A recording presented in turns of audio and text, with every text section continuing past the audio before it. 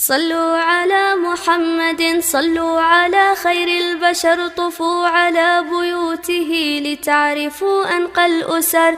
زوجاته 11 فيما رووه واشتهر، خديجة فسودة وحفصة بنت عمر، عائشة ورملة ميمونة صفية، وهند أم التالية زوجته جويرية، بنت خزيمة زينب، وبنت جحش زينب. أولاده فسبعة منهم بنات 4، فزينب في الأول وأم كلثوم تلي، رقية وبعدها فاطمة ختامها. يبقى ذكوره وهم القاسم أولهم، وعبد الله الطاهر وإبراهيم أذكروا. صلوا عليه سلموا ونزهوا واحترموا.